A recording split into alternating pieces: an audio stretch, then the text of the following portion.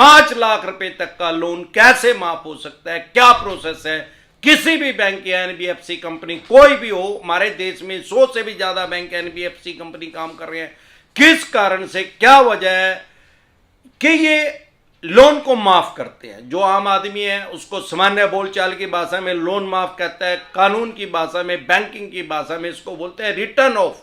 जब आप अपना सिविल चेक करेंगे तो उसमें रिटर्न ऑफ अगर लिखा पाएगा तो सामान्य बोलचाल की भाषा में उसको कह सकते हैं कि वो माफ हो गया।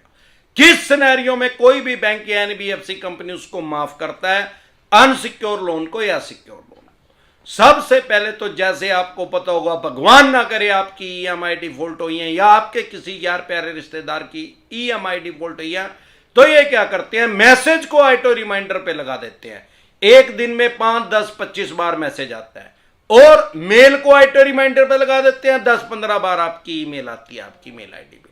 उसके बाद फोन को ही ऑटो रिमाइंडर पे लगा देते हैं, एक दिन में 10, 15, 25 फोन ही फोन करता है, कंप्यूटर ही फोन करता है, भाई पैसे दे दे, पैसे दे दे, पैसे दे दे। उसके बाद 2, 3, 5 दिन हो जाते हैं तो ये कॉल करना शुरू कर देते हैं। इनके पास अलग अलग जगह कॉल सेंटर हैं, सारे देश के अलग अलग कोनों से आते हैं, खोपड़ा खराब कर देते हैं। एक दिन में 25, 45, 75 फोन भी करते हैं, मानसिक संतुलन खराब करते हैं, डिप्रेशन में लोगों को डाल देते हैं। लोगों की डिप्रेशन की दवाई चल गई है इन भिखमंगों की वजह से। ये चवन्नी छापी हैं जो अलग अलग जगह से लोगों को फोन करते हैं, डराते हैं, धमकाते हैं, हरास करते हैं, परेशान करते हैं, चिल्ला चिल्ली करते हैं, गाली गलौज करते हैं।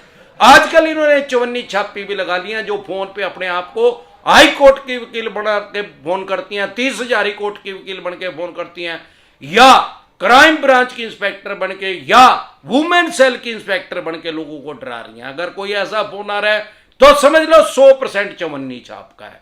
हमारे देश में किसी भी एडवोकेट के पास ऐसे कोई राइट्स या कोई अधिकार नहीं है कि वो आपके पास फोन करे।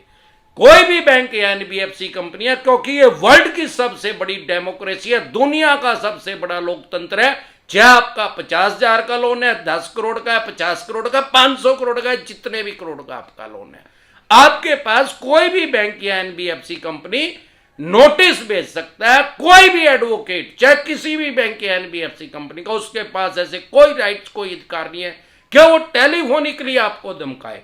अगर वो कोई ऐसा कर रहा है तो समझ लो वो एडवोकेट नहीं है, वो चवन्नी छाप है यार, जो अमरदीप कादियान ने बता रखा है। अब क्या करते हैं, चवन्नी छाप लोगों के घर आने शुरू हो जाते हैं। मकान, दुकान, जमीन जायदाद, फैक्ट्री, कारखाना, स्कूल, कॉलेज, बंगला, कोठी, जहां भी वो आदमी अवेलेबल होता है, आपकी इजाजत के बिना आपके परिसर के अंदर कोई नहीं आ सकता। ये क्या करते हैं, लोगों के ड्राइंग रूम में बैठ रहे हैं, लोगों के ऑफिस के अंदर जाके बैठ रहे हैं। क्यों, वाई? लोग इनको उकसा रहे हैं एक किस्म से। ये आते हैं, पहले इनको पानी पूछा जाता है, फिर इनको चाय कॉफी दी जाती है। अबे ये यार, ये तो तेरे को डराने आ रहे हैं यार, ये तो बकवास कर रहे हैं, इनको चाय पिला रहे हैं, इनको भिखारियों को पानी में ना पिलाओ। इनको कह पैसे हैं तो पैसे दे दो, मरो है साहब अपने गले से निकाल लो, नहीं है तो कह दो भिख मंगे भर चल। तेरी बैंड न रो दू, तेरी न तेरे भाइया न रो दू, तेरी बाणा न रो दू। अगर बाणा रोने का कोई जुगाड़ ना हो तो किराए पे ले आओ, दिहाड़ी में थोड़े जाओ हैं लेबर वाले, उल्टे जाओ उन्हें ले आओ किराए पे, रोदन की बाणा ने। आजकल चवन्नी छापी भी आती हैं, चवन्नी छापी आगे बकवास कर रही हैं तो उनकी तो बाणा जरूर रोनी है।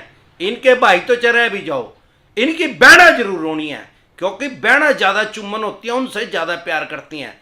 जब हम किसी के साथ गाली गलौज करते हैं तो हमारा एम जो होता है, मकसद जो होता है, सामने वाले को चिढ़ाना होता है, खजाना होता है। तो ऐसी ऐसी डिसेंट गालियां दो, इनको भिखारियों को जिंदगी में आएंगी ही नहीं।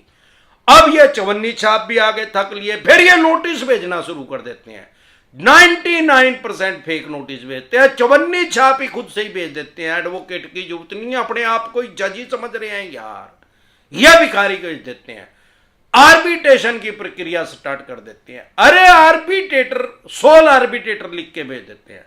भाई हमारे देश में किसी भी बैंक या एनबीएफसी कंपनी के पास जज नहीं है, और ना ही हमारे देश में जज प्राइवेट लगाना अलाउड है। जो आर्बिट्रेटर है, आर्बिट्रेटर नाम के ऑफिसर होते हैं हर बैंक और एनबीएफसी कंपनी के पास, वो जज नहीं होते, इस बात को समझ लें। वो जो प्रक्रिया करते हैं, जो कानूनी प्रोसीडिंग करते हैं, उसको बोलते हैं आर्बिट्रेशन। अब सवाल यह है कि मैंने आज तक कोई भी आर्बिट्रेटर में किसी भी ग्राहक के हित में फैसला आते हुए नहीं देखा। क्यों? अरे कुछ ना कुछ तो यार वो गलत है ही जिसने पैसे नहीं दिए। और दूसरी बात, उसको आर्बिट्रेटर को पैसा कौन दे रहा है? बैंक या एनबीएफसी कंपनी। अरे जिसके खाइए टिकड़े उसके खाइए गितड़े यार, सीधा हिसाब है। अगर ये आर्बिट्रेशन की प्रक्रिया करके इनकी भाषा में उसको अवार्ड बोलते हैं, अवार्ड वो दे भी दे तो जाके सिविल कोर्ट में जाके स्टे ले लो उसके खिलाफ, सौदा ही कुछ नहीं है यार। नहीं पैसे हैं तो क्या कराए जान देंगे। अगर आर्बिट्रेशन में भी काबू में नहीं आए तो इन्होंने साम दाम दंड भेद सारे तरीके इस्तेमाल करके देख लिए। अब ज्यादातर जो 5 लाख रुपए से कम के लोन होते हैं, आम आदमी के लिए तो 5 लाख रुपए ही बहुत बड़ी रकम है। अरे ये तो 36 लाख करोड़ रुपए के हैं यार, इनके लिए तो 5 लाख ऐसे हैं जैसे 500 रुपए हो। अगर आपके 500 रुपए कोई ले ले और ना दे तो कोशिश तो आप करोगे 500 रुपए वापसी लेने की। अगर देवे ही ना फिर सोचता चल छोड़ ही, आ रहे तो नंगड़ हो ही रहा, चल छोड़ ही दे, आगे देने की नहीं। तो ये उसको राइट ऑफ कर देते हैं। बैंकिंग की भाषा में इसको बोलते हैं बट्टे खाते में डालना। मतलब सारा तरीका यूज करके देख लिया, अब ये पैसे मिलेंगे नहीं, ये नगद हो चुका है। अब वो करते क्यों है? राइट ऑफ का मतलब बट्टा खाता ही। करते कब है? हमेशा 31 मार्च के बाद करते हैं, क्योंकि इनकी जो ईयरली क्लोजिंग होती है, ब्रिटिश काल से ये नियम है। साल तो खत्म हो जाएगा यार 31 दिसंबर ने, लेकिन जो फाइनेंशियल ईयर है वो 31 मार्च को खत्म होएगा। अब 31 मार्च को जब अपनी ईयरली क्लोजिंग करते हैं, सालाना बंद करते हैं उसको खाते को, तो जो बहुत ज्यादा पुराने होते हैं और कम अमाउंट के होते हैं उनको राइटन ऑफ कर देते हैं, अपने लेजर में से, अकाउंट में से, बही खाते में से उसको हटा देते हैं। अब सामान्य बोलचाल की भाषा में लोग उसको कहते हैं माफ कर दिया। अरे माफ तो यार 5 रुपए का 50 रुपए का भी लोन नहीं कोई करता। क्यों करें? अपनी फटती में करें, वही लगी फटने खरात लगी बटने। अगर वो इनके राइटन ऑफ नहीं करेंगे मान लो उसको, तो वो इनके अकाउंट में रिफ्लेक्ट करता रहेगा, लटका रहेगा वो आपका लोन के नीचे। अब ये क्या करते हैं भाई, साल में जितना प्रॉफिट होया, मान लो 10,000 करोड़ का प्रॉफिट होया सारे देश में, और उसमें 200 करोड़ 500 करोड़ मर गए, मतलब बट्टे खाते में चले गए, खत्म हो गए। तो ये क्या करेंगे, 500 करोड़ को रिटर्न ऑफ करके 9,500 करोड़ रुपए प्रॉफिट अपना कर लेंगे, अपने अकाउंट को क्लीन कर लेंगे, खाते को साफ कर लेंगे, पोर्टफोलियो को क्लीन कर लेंगे उसको। बस ये चक्कर है। अगर उसको नहीं करेंगे तो भाई वो लटका रहेगा, एनपीए में इनको डालना पड़ेगा। एनपीए में अगर उसको डालेंगे तो ये खुद से ही नगड़ हो जाएंगे, क्योंकि एनपीए जब किसी भी बैंक या एनबीएफसी कंपनी का बढ़ता है तो उनका सबसे पहले तो ये शेयर बाजार में लिस्टेड है। इनका जो शेयर है वो चूहा बन जाएगा, मुस्सा बन जाएगा, धड़ाम से नीचे गिरेगा, वो क्या चली कट जाएगी इनकी, इसलिए नहीं करते। दूसरा भाई, जिस बैंक का एनपीए बढ़ेगा लोग उसमें अकाउंट ही निकलवाते, वहां saving account, current account, FD RD करवाएंगे नहीं। जिसने करवा रखी होगी वो भी अपना पैसा निकालेगा, क्योंकि आरबीआई की गाइडलाइंस ये है कि भगवान ना करे कोई बैंक डूब गया, अगर आपके उसमें 50 करोड़ रुपए भी हैं तो आपको सिर्फ 5 लाख रुपए मिलेंगे। मतलब क्या हुआ, 49 करोड़ 95 लाख रुपए का आपके भी डूब गए। 5 करोड़ है तो 4,95,000 रुपए मिलेंगे, 5 लाख रुपए मिलेंगे, बाकी का पैसा नहीं मिलेगा। तो इसलिए लोग क्या करते हैं, बैंक का एनपीए रेशो देखते हैं। पीछे लक्ष्मी विलास बैंक डूब गया, 26% उसका एनपीए हो गया था। सामान्य बोलचाल की भाषा में उन्हें 100 आदमियों को लोन दिया, 26 आदमियों ने उसका वापिस ही नहीं दिया, उसको नंगड़ हो गया, ताला लग गया उसका। तो ये अपने नंगड़ होने से बचने के लिए, अपना ताला लगने से बचने के लिए आपके लोन को रिटर्न ऑफ करते हैं, राइट ऑफ करते हैं। नहीं तो क्यों करें भाई, ये कोई प्यार में या डर के या दया करके उसको नहीं छोड़ रहे हैं, अपनी फाइनेंशियल डेथ होने से बचने के लिए उसको छोड़ रहे हैं। अब सिक्योर लोन में कौन से में राइट ऑफ करते हैं भाई, भगवान ना करे आपने कोई लोन लिया 5 साल का, कोई scooter, motorcycle, car, jeep, truck, बस का, 2-3 साल आपने उसका इंश्योरेंस करवाया, उसकी वजह किसी कारण से आप फाइनेंशियल डाउन हो गए और आपने उसका इंश्योरेंस नहीं करवाया गाड़ी का, वो चोरी होगी। अब जब चोरी होगी वो तो आप यूज ही नहीं कर रहे। ये ह्यूमन साइकोलॉजी है कि जब आदमी किसी चीज को इस्तेमाल करता है, यूज करता है, तो उसका दिमाग कहता है मैंने पैसे देने हैं। अब जब वो गाड़ी चोरी होगी, पैसे तो फिर भी देने हैं, लेकिन आदमी के दिमाग में आता है यार मेरी गाड़ी चोरी होगी, मैंने कोई जान के थोड़ी चोरी करवा दी, अब इंश्योरेंस तो है नहीं। अब ये क्या करेंगे, लोन तो सिक्योर ही है लेकिन उसका नेचर बदल गया, प्रकृति उसकी चेंज हो गया, वो अनसिक्योर में कन्वर्ट हो गया। भाई जो सिक्योरिटी थे वो तो चोर ले गए डाके, पकड़ उसको कहां पकड़ेगा। पुलिस भी 5-6 महीने बाद रिपोर्ट दे देगी, भाई 3 महीने में 6 महीने में बनाकर, भाई वो आदमी पाया नहीं, भाई चोर हमने तो पाया नहीं, ट्रेस नहीं हुई भाई। तो ये क्या करेंगे, उसको भी रिटर्न ऑफ कर देते हैं। या किसी का इंश्योरेंस नहीं था, गाड़ी में आग लगी, या किसी का इंश्योरेंस नहीं था, भगवान ना करे उसका एक्सीडेंट होगा, टोटल लॉस होगी, तो इस सिनेरियो में ये उसको रिटर्न ऑफ कर देते हैं, राइट ऑफ कर देते हैं। और अनसिक्योर लोन का तो मैं सारा डिटेल में बता और समझा चुका हूं, डरे घबराए नहीं। चेक बाउंस का केस हो जाए, या आपके ऊपर कोई आपने डीआरटी में कोई केस करना है, या अन्य किसी तरह का कोई भी प्रॉब्लम आ रही है, 2 तरह के नोटिस को कभी अवॉइड ना करें। 138 चेक बाउंस का अगर आ रहा है तो सबसे पहले फेक नोटिस डिसेंटेड वाई लिख के वीडियो देखें, क्योंकि 99% फेक ही भेजते हैं। उसके बाद ई कोर्ट लोड कर लें, ई कोर्ट में आपको चेक हो जाएगा, उसमें चवन्नी छाप फेक एडिटिंग कर ही नहीं सकते, आपको पता लग जाएगा कि आपके ऊपर केस हुआ भी है कि नहीं हुआ है। अगर हो रहा है तो तुरंत प्रभाव से इसमें जमानत मिल जाएगी, बेल मिल जाएगी। अमरदीप कादियान आपको एडवोकेट दे देगा, सारे देश के किसी भी कूड़े में आपको एडवोकेट चाहिए तो अमरदीप कादियान दे देगा।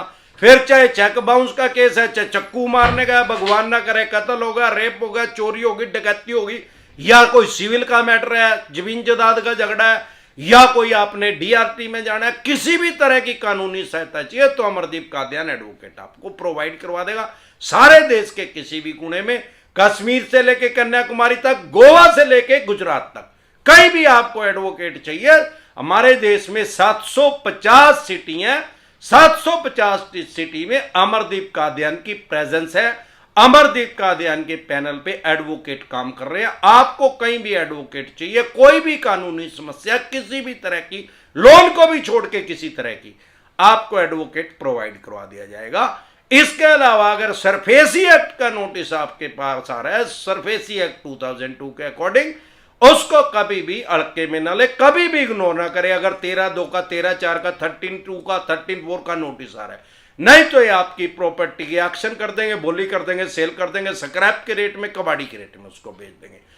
जैसे ही आपके पास ऐसा नोटिस आए, तुरंत प्रभाव से लीगल एडवाइस ले, क्योंकि प्रिवेंशन बेटर देन क्योर, इलाज से हमेशा परहेज बेहतर है। आप अपनी प्रॉपर्टी को बचा सकते हैं कानूनी रूप से, जो आपके राइट्स है, जो आपके अधिकार है, वो खत्म नहीं हुए सरफेसी एक्ट लागू होने से, क्योंकि हमारे देश में वर्ल्ड की सबसे बड़ी डेमोक्रेसी है, दुनिया का सबसे बड़ा लोकतंत्र हमारे देश भारतवर्ष में है।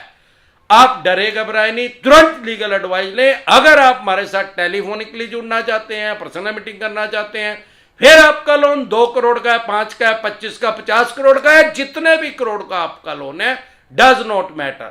आपके पास सरफेसी एक्ट 2002 के अकॉर्डिंग नोटिस आ रहा है, 13/2 का, 13/4 का, सिंबॉलिक पोजीशन का, फिजिकल पोजीशन का, या आर्बिट्रेशन एंड कंसोलिडेशन एक्ट 1996 का, या 138 नेगोशिएबल इंस्ट्रूमेंट एक्ट 1881 का, या रिकॉल नोटिस आ रहा है, या अन्य किसी भी तरह का कोई भी आपके पास नोटिस आ रहा है, लोन से रिलेटेड जो भी डॉक्यूमेंट्स आपके पास है, वो सभी लेके आप मेरे से पर्सनल मीटिंग कर सकते हैं, पर्सनली एडवाइस ले सकते हैं, या टेलीफोनिकली भी एडवाइस ले सकते हैं, या आपको एडवोकेट कहीं चाहिए सारे देश के किसी कोने में, हम आपको एडवोकेट भी प्रोवाइड करवा सकते हैं।